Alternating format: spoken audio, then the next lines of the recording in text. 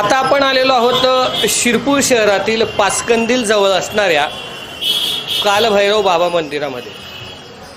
मी तर म्हणेन की शिरपूरच्या बहुतेक लोकांना ह्या मंदिराबाबतची माहितीही नसेल। हे जर आता तुम्ही बघत आहात, हे कालभैरव यांची ही मूर्ती या ठिकाणी आहे आणि त्याच्याच बाजूला मूर्ती आहे ती श्रीरामांची, आई सीतेची आणि बजरंगांची। अशा या मूर्त्या या ठिकाणी आहेत आणि याच्यानंतर याला दुसरा मजला आहे आणि दुसऱ्या मजल्यानंतर तिसरा मजला हा गाभाऱ्याचा आहे। जर शिरपूर शहराचे देवस्थान म्हटले तर सगळे देवस्थान हे सुंदर छान आहेत, पण हे देवस्थान जर म्हटलं तर हे आता तरी दुर्लक्षित म्हणावं लागेल। कारण की या ठिकाणी असणाऱ्या आणि पौराहित्व करणाऱ्या पुजाऱ्याला मी विचारलं तर या ठिकाणी रंगोटी केव्हा केली गेली तर त्यांच्या म्हणण्यानुसार मी मागील 10 वर्षापासून या ठिकाणी आहे, पण माझ्या अगोदर या ठिकाणी हे झालेलं आहे, त्याच्यानंतर हे झालेलं नाही। म्हणजे जवळजवळ किमान कालावधी म्हटला तरी याच्या रंगोटीला किमान ही 10 वर्षे झालेले आहेत आणि हे सगळं लाकडी असल्यामुळे या ठिकाणी मला तरी वाटतं की वर्ष 2-3 वर्षामध्ये रंगोटी ही झाली पाहिजे। हा आपण दुसरा मजला बघत आहोत। आता पहिल्या मजल्यावर नेमकं काय आहे ते आपण पाहणार आहोत।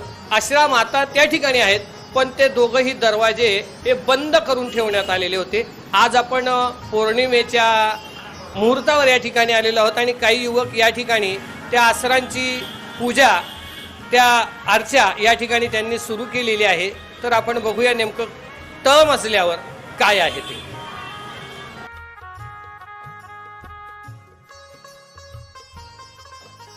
कालभैरव बाबा मंदिराच्या जतनासाठी कोण पुढाकार घेणार का, सवाल जनतेचा।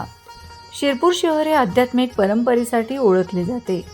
बालाजी मंदिर, खंडेराव बाबा मंदिर, साईबाबा मंदिर, चामुंडा माता मंदिर, श्री स्वामी समर्थ, स्वामीनारायण मंदिर, गणपती मंदिर ही सर्व मंदिरे शिरपूरच्या धार्मिक वैभवाची साक्ष देतात। मात्र याच आध्यात्मिक समृद्धीला विरोधाभास ठरावा असे चित्र आज शहराच्या मध्यवर्ती बाजारपेठेत पाहायला मिळते। भर बाजारात वसलेले शेकडो वर्षांचा इतिहास लाभलेले कालभैरव बाबा मंदिर आज मात्र दुर्लक्षित अवस्थेत आहे। आज आता आपण आलेलो आहोत आसरा माता यांच्या मंदिराजवळ। मुद्दामूनच मी आसरा माता असं म्हटलं आहे। जर पाहायला गेलं तर हे आहे शिरपूर शहरातील पाचकंदील जवळचं कालभैरवनाथ बाबांचं मंदिर। हे 3 मजली मंदिर आहे।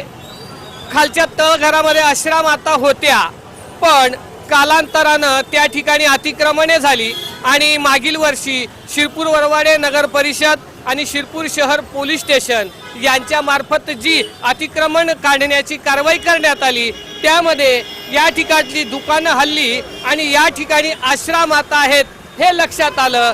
जर तुम्ही पाहिलं असेल तर या तळघरामध्ये आश्रा माता आहेत। या आश्रा मातांचं मंदिर हे बंद अवस्थेत आहे। या ठिकाणी कोणतीही पूजा अर्चा नाही। तर शिरपूर शहरातील काही नगरसेवक असतील, काही नागरिक असतील, काही पदाधिकारी असतील, यांनी या ठिकाणी मिळून आज पौर्णिमेचं औचित्य साधून या ठिकाणी या आश्रा मातांची पूजा विधी केलेली आहे। तर चला बघूया नेमकं यांनी या ठिकाणी काय केलेलं आहे।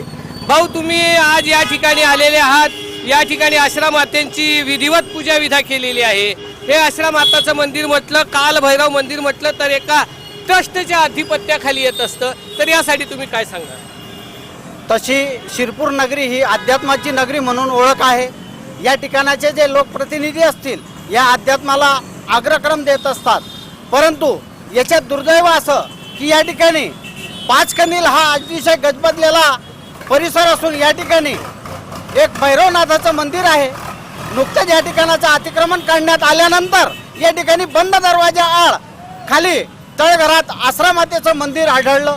या ठिकाणी सर्व नगरसेवक असतील, आम्ही विविध पक्षांचे पदाधिकारी असतील, आमच्या लक्षात आलं आणि आम्ही ते दार उघडून त्या ठिकाणी आज पौर्णिमेचं औचित्य साधून या ठिकाणी विधिवत त्याची पूजा देखील केलेली। माझा एक प्रश्न असा आहे की कुठलंही मंदिर असलं त्याला एक विश्वस्त मंडळ असतं आणि मला आठवत नाही तेव्हापासून या मंदिराचं कधी पूजा अर्चा करताना कोणी आढळलं नाही। या ठिकाणी रंगरंगोटी करताना कोणी आढळलं नाही। आम्ही काही लोक काल वरती चक्कर मारायला गेलो असता या ठिकाणी अत्यंत दयनीय अवस्था झालेली आहे. अतिशय जर्जर या पद्धतीचं हे मंदिर झालेलं आहे. या मंदिराचे जे कोणी विश्वस्त असतील यांनी याकडे लक्ष देऊन त्यांच्याकडनं होत नसेल तर हे दुसऱ्यांच्या स्वाधीन करून याचं जीर्णोद्धार नवीन करून घेतला पाहिजे आणि याची व्यवस्था केली पाहिजे. देऊळ अक्षरशः बंद ठेवलेलं आहे आणि बंद दाराआड आश्रम आता आम्हाला आज आढळल्या. वेळोवेळी याची पूजा व्हावी या ठिकाणी अतिक्रमण काढण्यात आलेलं आहे, परंतु हे पूर्ण साफ करून या ठिकाणी मंदिर आहे असं दिसेल या पद्धतीने इथे पायऱ्या वगैरे केल्या तर जेणेकरून भाविक लोक इथे कायम पूजा करतील. याच्या अगोदर इथे अतिक्रमण होतं, या ठिकाणी मंदिर आहे हेच जनतेला माहिती नव्हतं. म्हणून याचे जे विश्वस्त मंडळ असेल याच्यावर कारवाई करण्यात आली पाहिजे असंच मी म्हणेल. कारण की विश्वस्त मंडळ जर याच्यावर लक्ष देत नसेल तर निश्चितच विश्वस्त मंडळ या ठिकाणी बरखास्त करून दुसरं विश्वस्त मंडळ स्थापन करून हे मंदिर त्यांच्या ताब्यात दिलं गेलं पाहिजे. ठीक आहे भाऊ, काय सांगाल तुम्ही या मंदिरावर? हे जे वैष्णव मंदिर ट्रस्ट संचलित भैरवबाबा मंदिर आहे हे आज 100 वर्षापूर्वीचे मंदिर आहे. या मंदिरात अनेक वर्षापासून आम्हालाही आठवत नाही तेव्हापासून या ठिकाणी अतिक्रमण झालं होतं आणि आसरा मातेचे मंदिर असल्याचं आज या ठिकाणचे जे नगरसेवक आहेत पिंटू भाऊ माळी असतील, राज हर्षल भाऊ असतील, काही आणखी पदाधिकारी असतील त्यांच्या माध्यमातून आज माहीत पडलं की त्या ठिकाणी आसरा मातेचं मंदिर आहे. त्या ठिकाणी जर मंदिर आहे तर त्याची पूजा अर्चा नियमित झाली पाहिजे. परंतु या ठिकाणी जे विश्वस्त आहे ते खूप चांगले मोठ्या परिवारातील आहेत, चांगले स्वतः सर्व काम करू शकतात असे ट्रस्टचे ट्रस्टी आहेत. परंतु ते ट्रस्टीने देखील ते आजपर्यंत पाहिलं नाही. अतिक्रमण देखील या नगरपालिकेचे मुख्य अधिकारी आणि पोलीस प्रशासनाचे PI किशोर परदेशी साहेब आणि सर्व साहेब आणि त्यांच्या टीमने अतिक्रमण काढल्यामुळे आज त्या गोष्टीची माहिती झाली आणि त्यांना PI साहेबांनी आणि शिवसाहेबांनी देखील सांगितलं की तुम्ही हे मंदिराचे काम लावा, कारण हे गावाचं मुख्य मंदिर आहे किंवा आणि त्याच्यातून जर दुरुस्ती केली तर हे सर्व होऊ शकतं. स्वतः PI साहेबांनी सांगितले मी स्वतः वर्गणी देतो तुम्हाला, पण कलर रंगरंगोटी आणि दुरुस्ती करा. परंतु पुढे आजपर्यंत एक वर्ष होण्यात आलं परंतु अद्यापर्यंत कुठली दखल या विश्वस्त मंडळाने घेतली नाही. या शहराचे भाग्यते आदरणीय आमदार अमरीशभाई भट असतील, आदरणीय धार्मिकतेचे वासा घेतलेले माननीय भूपेशभाई असतील, यांनी आतापर्यंत शहरातील सर्व छोटे मोठे मंदिर जरी असतील तर त्यांच्याकडे कोणी मागणी केली किंवा मदत मागितली तर ते मदत करून आज मंदिरं घडवली आहेत. उदाहरणार्थ खंडराव मंदिर असेल, गायत्री मंदिर असेल, नागेश्वर मंदिर असेल किंवा इतर जे काही मंदिरं असतील त्या मंदिरांचे त्यांनी देखील जीर्णोद्धार केला. आता शनी मंदिराचं काम लोकांच्या आग्रहार्थ भूपेशभाईंनी ताब्यात घेतलं, अमरीशभाईंनी ताब्यात घेतलं आणि त्यामुळे आज त्या कामाची देखील सुरुवात होत आहे. तर हे भैरव मंदिराचे ट्रस्टी एवढे भक्कम आहेत की ज्याप्रमाणे अमरीशभाई भूपेशभाई करू शकतात त्याप्रमाणे ट्रस्टी देखील ते काम करू शकतात. तर आमची विनंती आहे की तुम्हीच काम करा, तुम्ही ट्रस्टी राहा, परंतु त्याची दुरुस्ती किंवा नूतनीकरण जीर्णोद्धार करावा अशी आमची सर्व नगरसेवक आणि भक्त परिवारातर्फे विनंती आहे. हे न केल्यास आम्हाला पुढील पाऊल लागेल अशी मी आपल्याला विनंती करतो. तरी ट्रस्टींना पुन्हा एकदा सर्व शिरपूरवासियांच्या विनंती करतो या मंदिराच्या जीर्णोद्धार झाला पाहिजे आणि दुरुस्ती झाली पाहिजे. त्या ठिकाणी पायऱ्या आणि दैनंदिन आणि पूजा अर्चा झाली पाहिजे आम्ही सर्वांतर्फे विनंती करतो. 3 मजली भव्य रचना असलेले हे मंदिर काळाच्या ओघात झाकोळले गेले आहे. मंदिराच्या तळमजल्यावर आसरा मातांचे मंदिर आहे, मात्र तेथे कायम बंद दरवाजा दिसतो.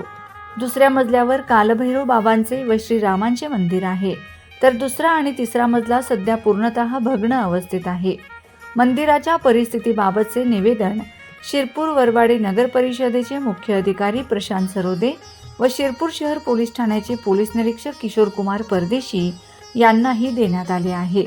शहराच्या मध्यभागी असूनही इतिहास, श्रद्धा आणि परंपरा लाभलेले हे मंदिर दुर्लक्षांच्या गर्तेत सापडले आहे.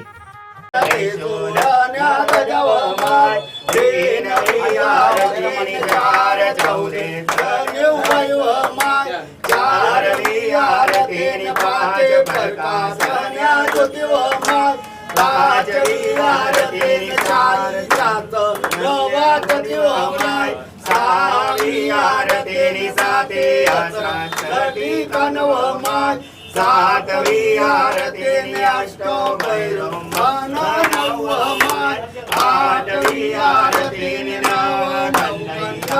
नवपुरतमेवमाय नवी आरती दाई काशी गणमय जनवमाय दहावी आरती 11 रोकड हनुमानवमाय 11वी आरती